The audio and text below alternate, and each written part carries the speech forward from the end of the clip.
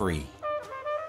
Winter's always been my least favorite season, and suffering through the worst winter of my lifetime is probably going to keep it that way. Even as March begins, my work goes on, and I am full of all the right frustrations to tackle this particular case.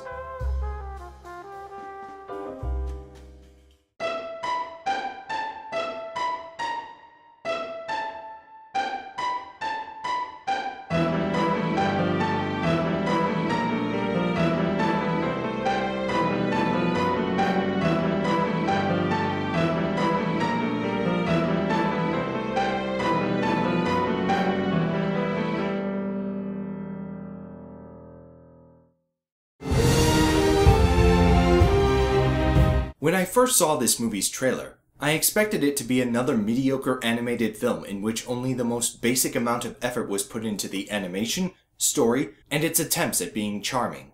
But I was wrong. An even lesser amount of effort is put into this movie, and if it were mediocre, that would be a blessing. But one more thing. Look at the cover. It's Dove.org approved? And no, not that Dove. That would just be a weird endorsement. This is for the Dove Foundation, a non-profit organization that advocates for family-friendly entertainment. Isn't that wholesome of them? So, out of respect for Dove.org, I've decided that I'm going to warn my audience right now that what I have to say for the next several minutes might not be so family-friendly. Not necessarily swear words, but just generally unpleasant things to share about this movie. This is Norm of the North.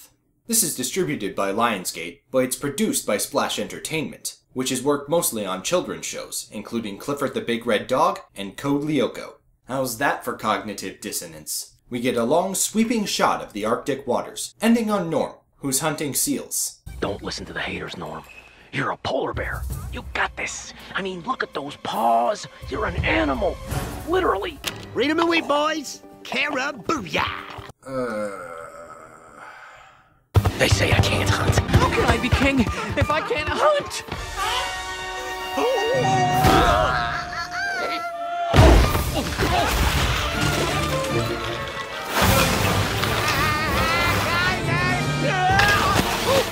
Okay. Sorry to hold my commentary for so long there, but everything you just saw happens within the first 3 minutes of the movie. And already we have an overly talkative main character, a terrible pun, and a surfing sequence on ice. I'm usually not used to movies getting this crazy so soon, but I guess with this one we're in nonsensical territory right out of the gate. Jeez, it's like pure ice up here. An accident waiting to happen, you know? I mean, somebody should really do something about this, huh? You're an Arctic native who should be used to this by now. Your snark is stupid and unwarranted.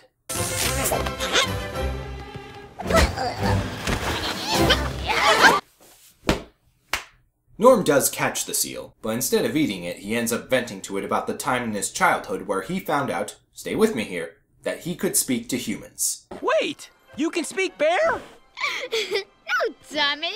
You're speaking human. Which his grandfather can do as well. Polar bears are icons of the Arctic, Norm, and an icon with a voice can be very powerful indeed. Now, our land is vulnerable, and we're responsible.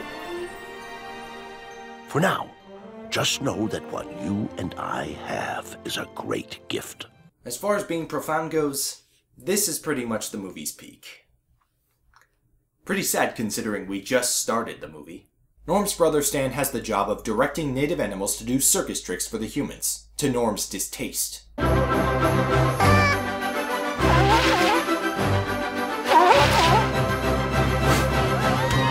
There are a lot of technological and cultural elements to this scene that we are expected to suspend our disbelief for. Not the smallest of them being that human tourists like going to the Arctic.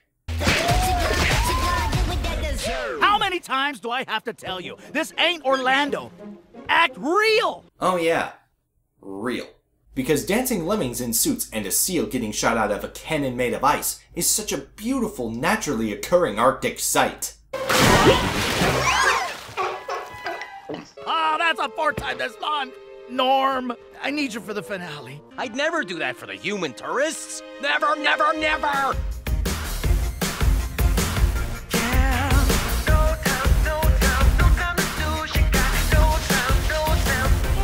Listen.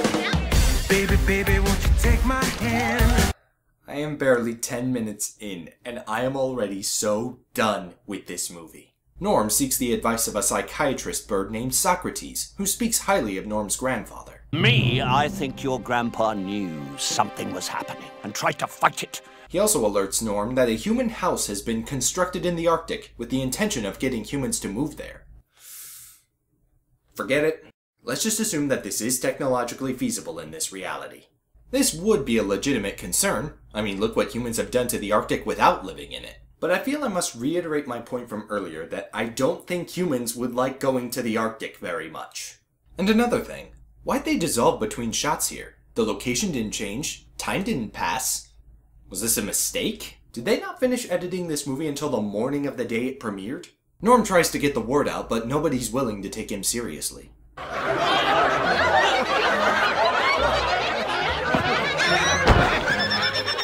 These ridiculous squeals almost remind me of... No, you don't. I already got my Spy Kids 2 review taken down by Miramax. I'm not getting this one flagged over one clip. Anyway, Norm decides to take care of business himself, enlisting the Lemmings. He wants you to stomp on him. He wants you to prove how tough he is. Wait for it. You're invincible! Wonderful. You've destroyed any amount of tension related to these characters, meaning I can go ahead and save the energy I could have wasted trying to care about them. The pack finds humans shooting a commercial with the model home and takes action.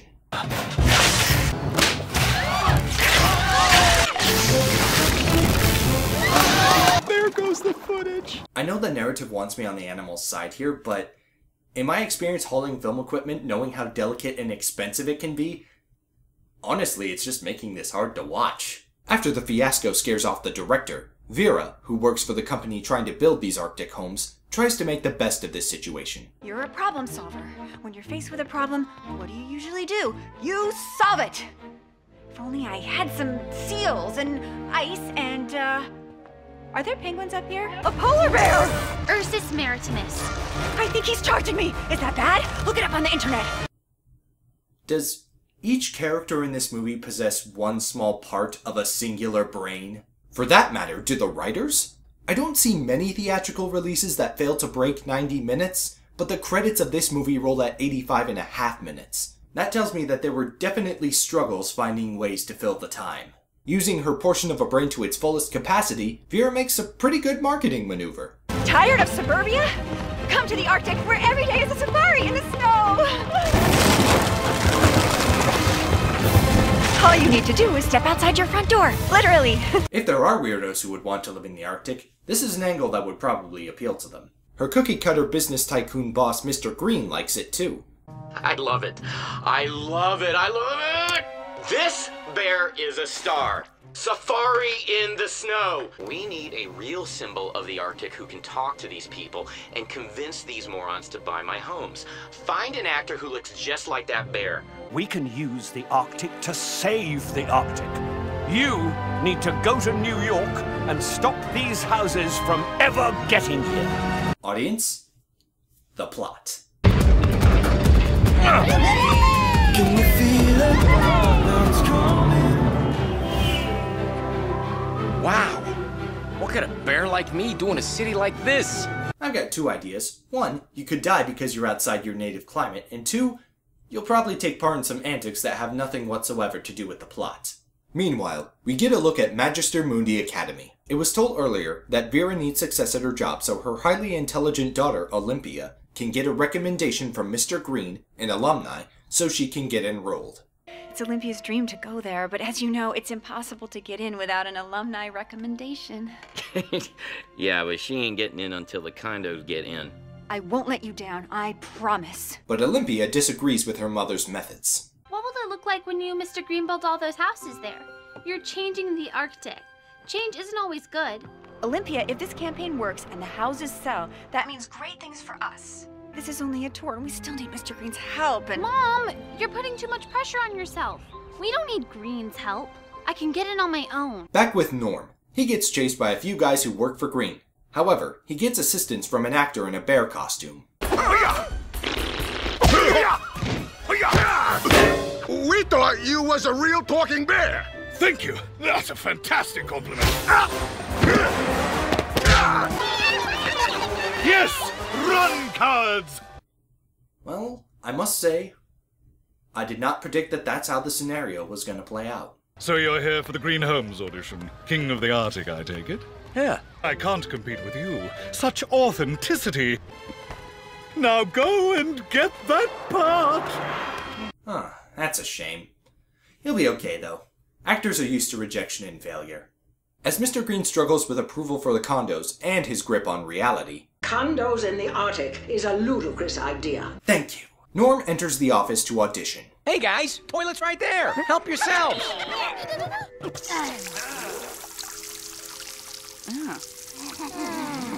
This lovely sequence totals about 25 seconds. Probably because it didn't involve a lot of complex motion. Hey, you gotta spend that $18 million budget wisely. Given Norm's competition... Bear. Well, there is no competition. Norm is just a consummate actor. He certainly looks the part, and he even brought Arctic lemmings.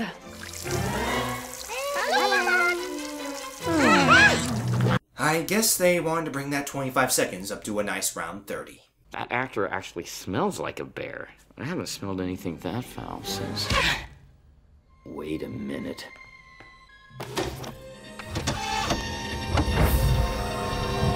I got news for you, Gramps. No way I'm going down that easy. Norm of the North is finished. Norm? Well, look at that. Something I might be able to care about. Even if just barely. Did somebody say barely? Over lunch, Vera admits to some discomforts about her job. After having been up in the Arctic myself and seeing how beautiful it is, I wonder if it's even good to have houses up there. See you tonight, love you. A lot going on? Yeah, sorry about that. Olympia is, well, brilliant, but it's complicated. Good schools are important. Yes, really, really, really important. Make that two things. Vera's no Doc Holliday in terms of being a layered character, but I'll take complexity where I can get it because a lot of this movie's offerings are one-note material. Speaking of which... Party's over, pal. Mr. Green, what are you doing? You smell like a wild animal, Norm. Mr. Green, just because I haven't bathed, you're gonna shoot me? Geez, I heard New Yorkers could be hostile, but this is a little much.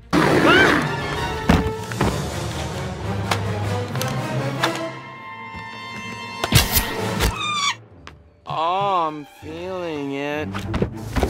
Despite what common sense might be screaming at you, Green is not ruined by this. In fact, the opposite starts to happen. Everyone's talking about Norm, and look at our approval ratings. Oh my goodness, we are rising faster than the oceans. I've heard the phrase that there's no such thing as bad publicity, but... how?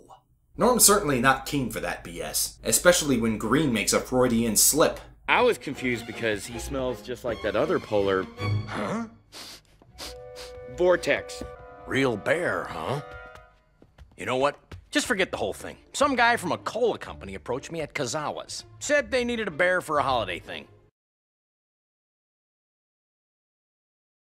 But ultimately, he suckers Green into letting him live in the model home. Norm understanding human society and culture may feel illogical, but I do appreciate how savvy he is, especially since I'm used to characters in cheap movies being total buffoons. Mr. Green's watching us, so act natural. Not that natural. Okay, look.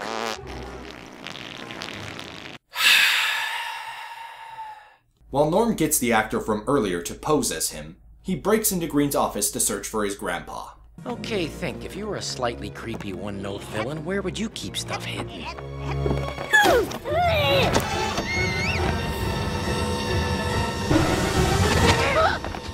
The lemmings are sent in, and return soon after with intel. Grandpa says it'll blow my cover if I break him out? He wants me to build an ark? Oh, no, he wants me to focus on the Arctic. Saving the Arctic. Wow, what a tremendous act of selfless sacrifice. One you could have let Grandpa perform on screen. I'll save the Arctic first, and then I'll save Grandpa. And then, if I have time, I'll build an ark.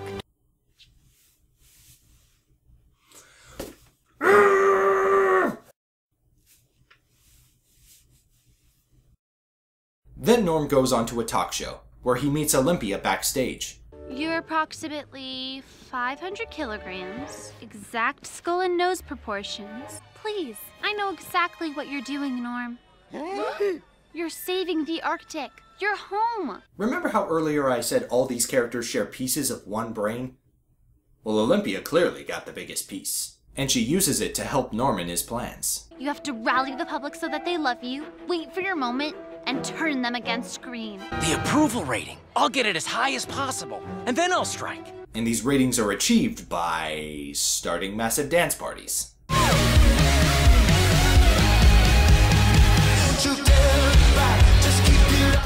I get the feeling that much of this movie's budget went towards licensing as much catchy pop music as possible.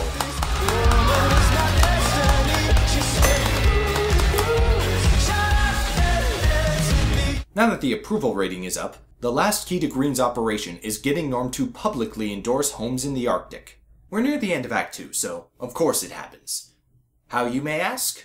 I just wanted to let you all know the truth about what this would mean for my home. Norm of the North supports green homes in the Arctic.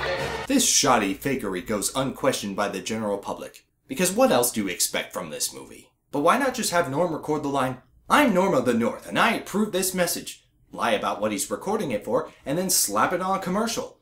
Better yet, a commercial featuring Vera's footage. It's a much more subtle trick, it's harder to scrutinize, and it'd be a blow against both Norm and Vera. Maybe even a catalyst for drama between them, or even between Vera and Olympia. And it elevates Mr. Green as well. It provides a more legitimate sense of Green having the upper hand. It makes him clever, it makes him credible, it makes him actually pose a threat. But we got none of that. And to top it all off, Green pre-constructed 4 houses prior to getting approval, which was apparently illegal. You sound just like the investors. That has to be done correctly, Green. How exactly does this movie expect us to believe when they show all of Green's idiotic tendencies that he's an alumni from a school for the gifted? After Norm blows off some steam towards Green, Vera invites him to dinner. I actually think Olympia and myself are a lot alike. We're both special. We have great gifts. 2 peas in a pod. Besties. Let's you and I go hang out on that comfortable-looking sofa. Other reviewers might have made a pedophilia joke here, but this movie is immune to that interpretation. After all, it is Dove.org approved. Green calls Vera. And I will admit, that choice of ringtone got a chuckle out of me. Anyway, approval for the condos has officially been granted. Hit Mr. Green where it hurts. His wallet. Where do you think the investors are right now? Ah, you see that? That right there is a look that says, I, a young girl, though common sense should dictate otherwise, have a way of acquiring that very information, and I'll even do so off screen while we fade to the next shot. Visual storytelling at its finest. Norm drops in on Pablo, an investor, and shows him proof that Green is corrupt. The floor plans for your condo in the Bahamas are already on the way. And we got those deluxe shower heads. Oh, it'll wash that guilt right off. You're corrupt! You took our money under false pretense. It doesn't matter if I'm corrupt, because a deal's a deal. The first 4 homes are built, and once they land in the Arctic, you're contractually obligated to fund the rest. This phone call showed up earlier in the movie, but I have to wonder, does this qualify as corruption? If the councilwoman's home in the Bahamas was considered a bribe, shouldn't that have reduced the number of hoops Green would need to jump through in order to get approval for his condos? I mean, unless he was funneling the money into that home instead of the Arctic homes, but we see that he's actively trying to get the homes in the Arctic. You know what? Pre-building the 4 homes was already illegal. Forget the other corruption stuff for now. Use this as legal recourse to nullify the deal. Commence operation. Kill that bear. Oh, you're not even gonna give me a stupid code name to mock? Well, that's fine, movie. I can still criticize you for being lazy. Norm goes into chase mode and somehow, on foot, this rather heavy animal is keeping up with things far faster than he is.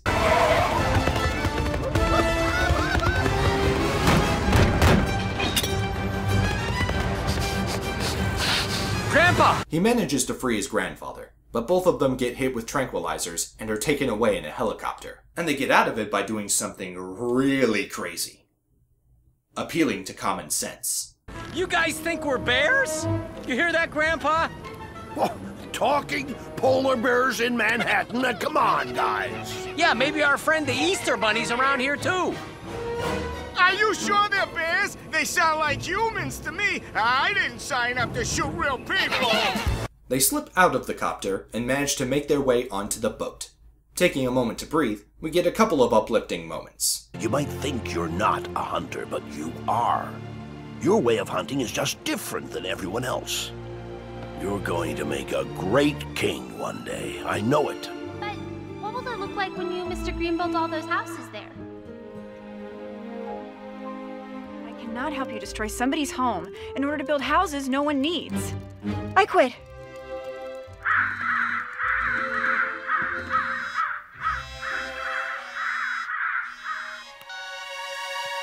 Then it's on to business. We have to dislodge this barge so we can flip these houses! Well, how about that? That was some pretty good wordplay, and it didn't even feel forced. This moment of joy means I'm about to be disappointed, doesn't it? We had peeing, then farting, and now puking. A trifecta of juvenile humor. Norm and company disconnect the barge, which is tipped by a giant wave, sending Norm to the ocean floor.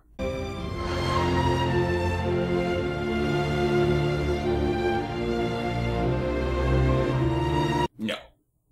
I wouldn't buy that with gifted money. This movie doesn't have the budget to afford guts.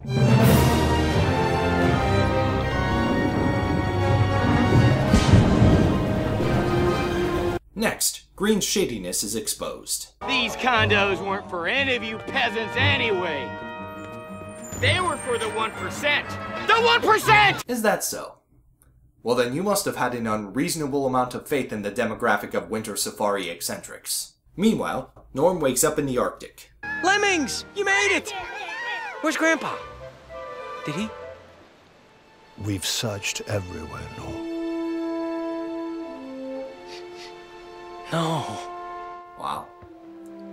This is the second time that Norm's grandpa got cheated out of a big on-screen moment. And the movie doesn't even dwell on it that much before moving on to the next scene. Either this movie really dialed up its apathy, or... Norm, I crown you. Now just a New York minute. You can't do this without me. Grandpa! Of course. Time to wrap things up. Vera gets a job working for Pablo, Olympia gets into her fancy school without the assistance of a recommendation, and Norm lives a happy life with Elizabeth and their children. By the way, Norm has a love interest named Elizabeth. Yeah, she showed up earlier in the movie. No, she didn't add anything to the story. Show me what you got. Work this body on the floor. So that was Norm of the North, a film that feels like direct-to-DVD fodder that somehow got over 2 million paying customers to watch it in theaters. Even more astounding is that a script this messy got approved in the first place. This is the kind of movie where I have to narrow my focus to the biggest problems, because I could have made observations about quite a few other things. But for the sake of doing a review, I chose not to dwell on these things, because then that means I would have to subjugate my audience to more of the movie. And you guys don't deserve that.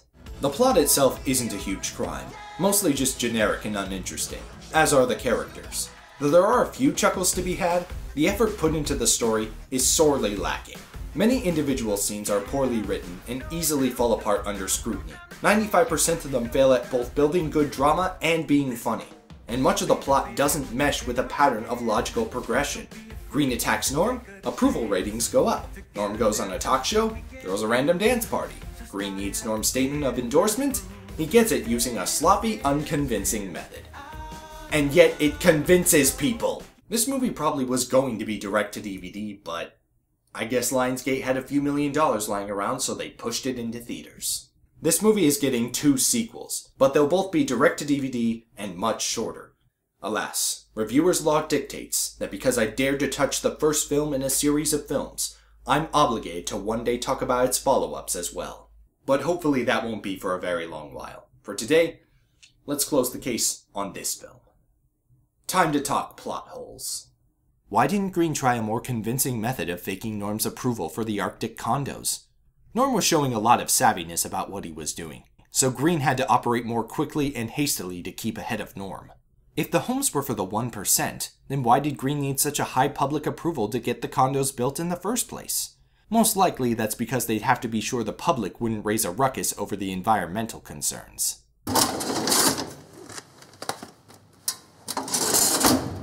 I'm looking forward to a time when I can truly return to my domain. But then again, part of me could get used to this.